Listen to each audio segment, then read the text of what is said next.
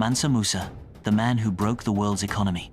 In the annals of history, few figures command the awe inspired by this man. He was Mansa Musa, the 10th ruler of the great Mali Empire. His wealth was so vast, it is often considered beyond modern comprehension, but it was his journey to Mecca that would truly shake the foundations of the known world. The Mali Empire sat atop mountains of untapped gold and precious salt deposits. Gold fueled his empire's power and cultural brilliance. He controlled nearly half the world's supply of this precious metal. This unseen empire held the keys to medieval finance. In 1324, Mansa Musa began his pilgrimage to Mecca, an event planned for years. His entourage reportedly included 60,000 men, many carrying bars of pure gold. Each camel was laden with hundreds of pounds of gold, intended for distribution. This wasn't just a religious journey, it was a declaration of economic supremacy. When the caravan reached Cairo, the city was unprepared for the influx of wealth. Musa didn't just spend money, he gifted it freely to the poor and visiting scholars. The sudden surplus of gold crashed its value in the region for over a decade. His generosity inadvertently triggered rampant inflation across the entire Mediterranean basin. It took 12 years for the gold market to stabilize after his passage. Returning home, Mansa Musa was determined to leave a legacy equal to his power. He funded the construction of magnificent mosques and universities in Timbuktu and Gao. Scholars, architects, and poets flocked to his court, transforming Mali into an intellectual hub. The greatest library in Africa flourished under his patronage.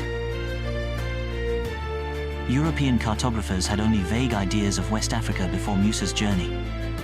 His opulence became legendary, forcing them to acknowledge the true source of African gold. Suddenly, the source of immense, powerful wealth was officially on the map. Musa became the symbol of the gold standard for the next century. Was this pure charity, or the shrewdest political move ever made? By overwhelming local economies, he demonstrated his kingdom's unmatched liquidity. His generosity ensured he was received not as a beggar, but as a sovereign power.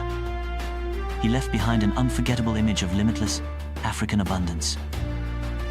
Mansa Musa's reign marked the zenith of the Mali Empire's cultural and economic reach. Though time has passed, the stories of his spending still echo in economic texts. He proved that true power lies not just in accumulation, but in how that wealth is deployed.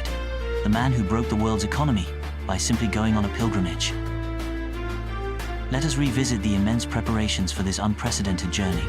Every detail, down to the food carried, spoke of unimaginable resources. Mansa Musa himself was adorned in gold so heavily he could barely walk unassisted. The procession formed a moving city, dependent only on its own reserves. A clear signal, the King of Gold was on the move. The journey across the vast Sahara tested the resolve of every follower. Water was meticulously managed, brought from deep desert wells. But the sheer presence of gold seemed to ward off natural threats. Finally, they reached the outskirts of the holy cities. The anticipation in the surrounding regions was palpable. Whispers of the golden ruler grew louder. The economic shockwave had begun long before the first caravan camel arrived. The Sultan of Egypt watched in disbelief as the gold flowed into his treasury.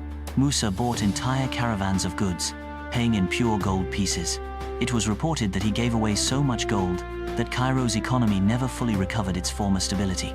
Even the cost of feeding the entourage reportedly doubled overnight.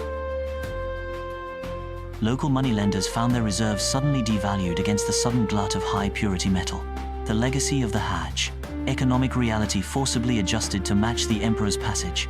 Musa returned not empty-handed, but with thousands of books and scholars. The Jingraba Mosque stands today as a testament to his architectural vision. He ensured Mali became the intellectual center of the Islamic world for generations.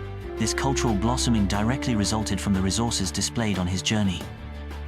The true wealth was preserved knowledge, protected by visible, undeniable gold. How wealthy was he? Truly. Estimates place him at over $400 billion in today's terms. That makes him significantly richer than the combined net worth of the world's current top 10 richest people. He spent so much gold that it took decades for the supply chain to recover. His financial footprint redefined the global perception of African resources. Mansa Musa left no doubt about the stability and power of his empire. He used currency as a weapon, an instrument of soft power. the lessons of the 14th century still resonate in modern economics today. This is the story of Mansa Musa, the ruler whose generosity moved mountains of gold.